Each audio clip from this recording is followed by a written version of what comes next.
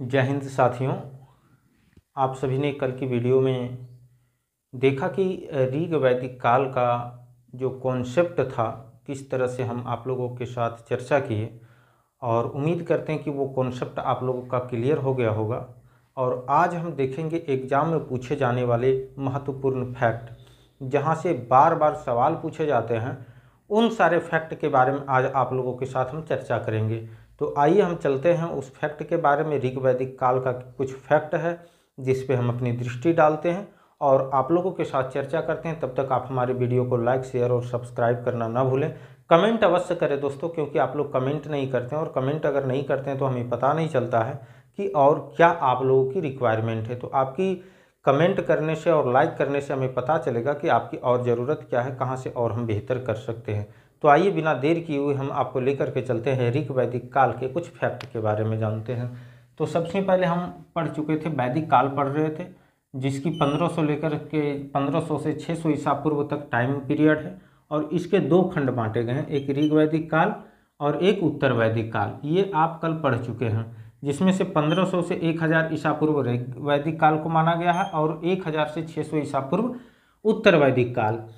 ऋग्वेद में आर्य शब्द का उल्लेख 36 बार हुए हैं। कितने बार हुए हैं? आर्य शब्द का उल्लेख 36 बार हुए हैं। और इसका निवास को लेकर के विभिन्न लेखकों का अलग अलग मत है। तो आइए हम देखते हैं कि बाल गंगाधर तिलक का क्या मत है, स्वामी दयानंद सरस्वती का क्या मत है। तो बाल गंगाधर तिलक कहते हैं कि आर्य जो आए थे वो आर्कटिक प्रदेश उत्तरी ध्रुव से आए थे। अगर आप दुनिया का मैप देख रहे होंगे, ये ग्लोब का मैप देख रहे होंगे, तो आप देख रहे होंगे कि उत्तरी ध्रुव कहाँ है और दक्षिणी ध्रुव कौन सा है। ये अंतिम जो आपका पॉइंट है, ये उत्तरी ध्रुव हो गया और ये दक्षिणी ध्रुव है। तो बताते हैं कि यहाँ से चल करके आर्य आए थे इंडिया। स्वामी दयानंद सरस्वती ने बताया कि आर्य तिब्बत से आए थे। और डॉक्टर संपूर्णानंद कहते हैं कि ये आल्पस पर्वत यूरेशिया से चलकर आर्य आए थे। और डॉक्टर अविनाश चंद्र का मत है कि सप्तसैंधव क्षेत्र से आर्य आए थे।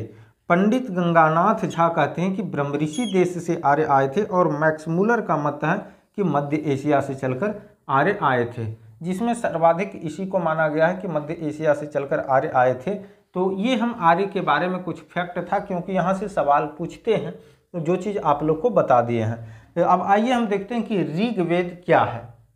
ऋग्वेद जिसको हम पढ़ रहे हैं, आखिर ये वेद क्या है और इसमें हमें क्या क्या एग्जाम के दृष्टिकोण से जानना महत्वपूर्ण है। वैसे आप अगर ऋग्वेद पढ़ेंगे, सामवेद पढ़ेंगे, अथर्ववेद पढ़ेंगे, तो ये बहुत बड़ा बड़ा एक एक अपनी सिलेबस है। तो लेकिन हमको उतना ज़्यादा नहीं पढ़ना है, कुछ महत्वपूर्ण चीज़ें जानना है। ऋग्वेद एक संहिता है जिसमें 10 मंडल और 1024 सूक्त हैं। इसमें 3 पाठ हैं, जिसमें पहला शाकल है जिसमें 1017 मंत्र हैं, और बालिखिल्य है जिसमें 11 मंत्र हैं, और वाष्कल है जिसमें 56 मंत्र हैं। ऋग्वेद के में 10 मंडल, 1024 सूक्त हैं, 3 पाठ हैं। इसमें 2 से 7 मंडल प्राचीनतम अंश है, और प्रथम और 10 मंडल सबसे अंत में जोड़े गए। ऋग्वेद के 2 से 7 कौन सा है? प्राचीनतम अंश है, और पहला और 10वां को अंतिम में जोड़ा गया है। ऋग्वेद के मंत्रों को पाठ करने वाला पुरोहित को होत्री कहलाता है। क्या कहलाता है दोस्तों? तो होत्री कहलाता है। ऋग्वेद के मंत्रों के पाठ करने वाले पुरोहित को हम होत्री कहते हैं। चौथे मंडल के 3 मंत्रों की रचना, चौथे मंडल के 3 मंत्रों की रचना 3 राजाओं ने किया था, जिसमें पहला त्रासदस्यु है, दूसरा अजिमड़ है और तीसरा पुरमीड है। 10वां मंडल सबसे अंत में जोड़ा गया। ऋग्वेद का जो 10वां मंडल है वो सबसे अंत में जोड़ा गया। और ऋग्वेद के ब्राह्मण ग्रंथ ऐत्रेय व कौशितकी हैं। ऋग्वेद के ब्राह्मण ग्रंथ ऐत्रेय व कौशितकी हैं। ऋग्वेद का उपवेद आयुर्वेद को कहा गया है। ऋग्वेद का उपवेद कौन सा है? आयुर्वेद है। ऋग्वेद का उपवेद कौन सा है? आयुर्वेद है। ऋग्वेद में सर्वाधिक पवित्र नदी सरस्वती को माना गया है, जिसको नदीतमा भी कहते हैं। ऋग्वेद में सर्वाधिक पवित्र नदी सरस्वती को माना गया है, जिसे नदीतमा भी कहते हैं। ऋग्वेद में सर्वाधिक पवित्र नदी सरस्वती को माना गया है, जिसे नदीतमा भी कहते हैं। सवाल बनते हैं, आप याद रखिएगा।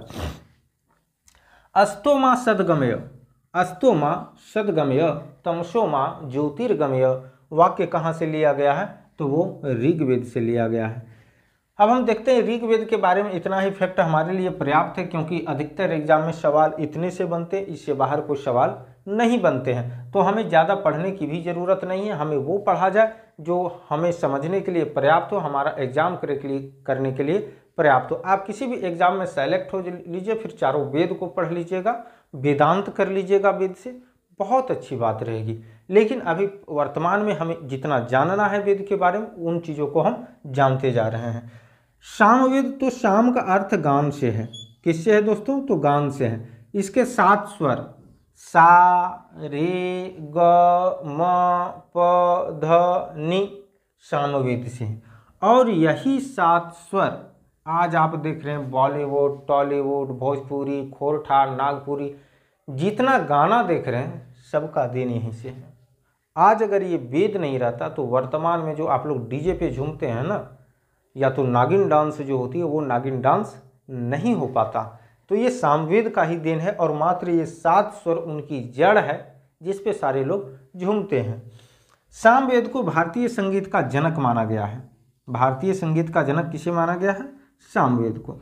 सामवेद का मंत्र सूर्य देवता को समर्पित है। सामवेद का मंत्र सूर्य देवता को समर्पित है। सामवेद का मंत्र सूर्य देवता को समर्पित है। सामवेद का ऋत्विक उद्गाता कहलाता है। ऋत्विक मतलब जो इसका पाठ करने वाला है। इनके ऋचाओं को सस्वर गान करना इनका काम था। ऋत्विक का काम क्या था कि सामवेद के ऋचाओं को सस्वर गान करना था। किसी भी गाने में अगर स्वर ना हो तो वो गाना हो सकता है क्या? नहीं हो सकता है। गाना स्वर का ही कमाल होता है कि कुछ भी चीज़ों को कहीं भी बदल देता है। वैसे तो आप देख रहे हैं कि भोजपुरी इंडस्ट्रीज का क्या कमाल है। इसमें सबसे बड़ी कमाल तो भोजपुरी इंडस्ट्रीज का है, जो कि वो किसी भी गाने को किसी भी स्वर में लेकर के मार्केट में आ जाता है और लोग डीजे पे शादियों में, बाराती में झूमते हैं। सामवेद का उपवेद गंधर्व वेद कहलाता है। सामवेद का उपवेद कौन सा है? गंधर्व वेद है। सामवेद का प्रमुख उपनिषद छांदोग्य तथा जैमिनी है। सामवेद का प्रमुख उपनिषद छांदोग्य तथा जैमिनी है। मुख्य ब्राह्मण ग्रंथ इसका सामवेद का पंचविंश है। सामवेद का मुख्य ब्राह्मण ग्रंथ कौन सा है? पंचविंश है। तो दोस्तों आप इसे नोट कीजिए, फिर हम आप लोगों के साथ आगे चर्चा करते हैं। उम्मीद करते हैं आपने नोट कर लिया होगा। अब हम देखते हैं आयुर्वेद के बारे में। तो आयुर्वेद को 2 खंडों में बांटा गया है। एक है कृष्ण आयुर्वेद और दूसरा है शुक्ल आयुर्वेद। कृष्ण आयुर्वेद को 4 शाखाओं में बांटा गया है। पहला है काठक, दूसरा है कपिस्थल और तीसरा है मैत्री, चौथा है तैत्तिरीय संहिता। जी हाँ, 4 शाखाओं में बांटा गया। पहला कौन सा है? काठक, दूसरा है कपिस्थल, तीसरा है मैत्री और चौथा है तैत्तिरीय संहिता। वही शुक्ल आयुर्वेद को वाजसनेयी संहिता भी कहते हैं। शुक्ल आयुर्वेद को क्या कहते हैं? वाजसनेयी संहिता।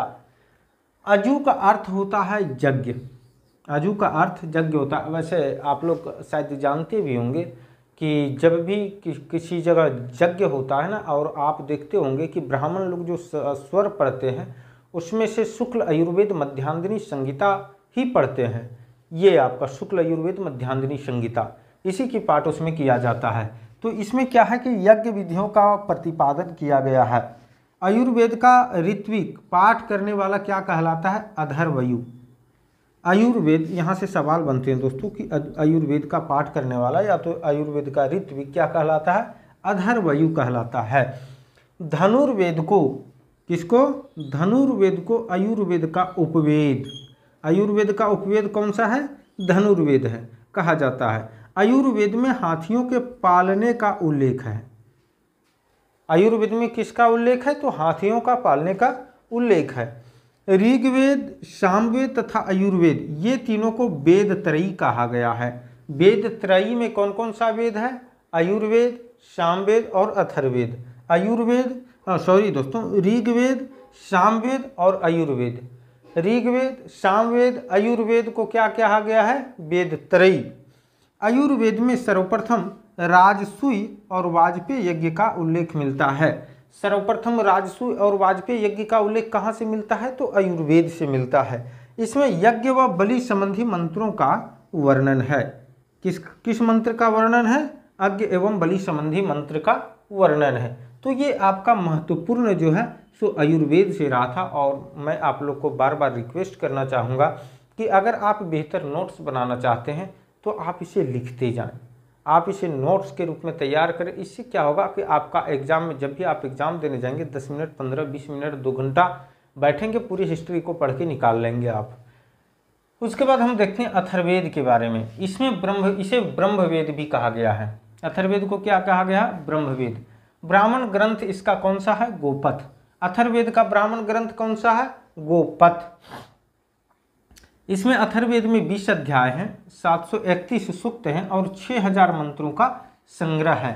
अथर्ववेद में 20 अध्याय, 731 सूक्त और 6000 मंत्रों का संग्रह है। इसमें क्या है कि इसमें देखिए जादू टोना, भूत प्रेत व औषधियों से संबंध मंत्र का वर्णन है। आज भी आप देखते होंगे किसी किसी गांव में इतना ज़्यादा इस तरह का डार्कनेस बना हुआ है जादू टोना भूत प्रेत को लेकर के कि अगर उससे सांप काटेगा तो झरवाने लेके जाएगा, न कि पहले डॉक्टर के पास लेके जाए, झरवाने लेके जाएगा। अगर कोई व्यक्ति बीमार पड़ा हुआ है तो उसको भगत और भगताइन के पास ले जाके झरवा रहा है। आप इलाज करवाइए, ये सब चीज़ों पे भरोसा नहीं कीजिए। एक समय था जिस समय शक्ति मंत्रों में थी।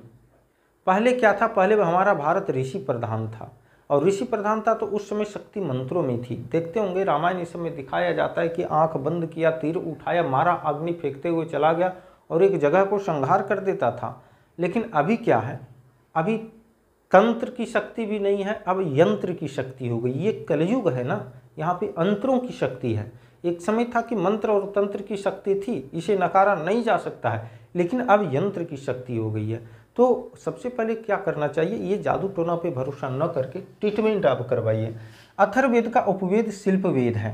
अथर्ववेद का उपवेद कौन सा है? शिल्पवेद है। अथर्ववेद के मंत्रों का उच्चारण करने वाले पुरोहित को ब्रह्म कहा जाता था।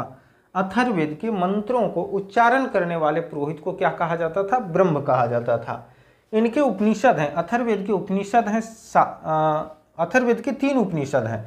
पहला है मुंडकोपनिषद, जहाँ से सत्यमेव जयते लिया गया है। यहाँ से सवाल हर एक एग्जाम में पूछा जाता है दोस्तों, आप ध्यान दीजिएगा कि सत्यमेव जयते कहाँ से लिया गया है? तो सत्यमेव जयते मुंडकोपनिषद से लिया गया। दूसरा है प्रश्नोपनिषद और तीसरा है मांडुक्योपनिषद। उसके बाद हम आरण्यक में देखते हैं तो ब्राह्मण ग्रंथों के परिशिष्ट में जो वनों में रचे गए उसे आरण्यक बोलते हैं। प्रमुख रूप से 7 आरण्यक हैं। पहला है ऐत्री, दूसरा है तैत्री, तीसरा है मध्यान्ह, चौथा है शंखायन और 5वां है मैत्रायणी, छठा है तलवकार और 7वां है बृहदारण्यक। ये 7 आपका आरण्यक हो गया। अब उपनिषद के बारे में हम देखते हैं तो भारतीय दार्शनिक का प्राचीनतम संग्रह जिसे कहा जाता है वो है उपनिषद। उपनिषद क्या है? भारतीय दार्शनिक का प्राचीनतम संग्रह। भारतीय दर्शन का पिता कौन है? उपनिषद। और उपनिषद कितने हैं? 108 हैं। तो ये आज का हमारा महत्वपूर्ण टॉपिक रहा और उम्मीद करते हैं कि आप सभी ऋग वैदिक काल में कंप्लीटली अध्ययन कर लिए। ऋग वैदिक काल से कहीं से भी आप प्रीवियस ईयर्स का क्वेश्चन खोज के लाइए। और आप अगर हमारी पहली वाली वीडियो नहीं देखें तो उस वीडियो को देख लीजिएगा। उसमें आर्थिक गतिविधियां, यहाँ का समाज किस तरह का था, ये सारा कुछ बताया गया है। अगर ये वीडियो आप देख रहे हैं तो इससे पहले एक और जो हमारी वीडियो आई है उस वीडियो को देखें, तब ये यहाँ समझ में आएगा। क्योंकि कॉन्सेप्ट क्लियर हमने उस वीडियो में किया है और फैक्ट पे बातें आकर के इस वीडियो में किया है। तो उस वीडियो को देखे बिना आपका ऋग्वेद ये कंप्लीट नहीं हो सकता है। ऋग्वेद काल को अगर कंप्लीट करना है तो आप पहली वीडियो और ये दोनों वीडियो देख लीजिए। उसके बाद जितने भी क्वेश्चन होंगे आपके प्रीवियस ईयर का सबसे मिला लीजिएगा, यहाँ से कहीं बाहर नहीं जाएगा। दोस्तों तो आज की हमारी क्लास यहीं समाप्त होती है। आप सब लोगों को धन्यवाद। हमारी वीडियो को लाइक, सब्सक्राइब, शेयर करना ना भूलें। हमारे चैनल को आप सपोर्ट कीजिए। आपके सपोर्ट के बदौलत मैं और बेहतर रूप से काम कर पाऊँगा। आप सभी को धन्यवाद साथियों।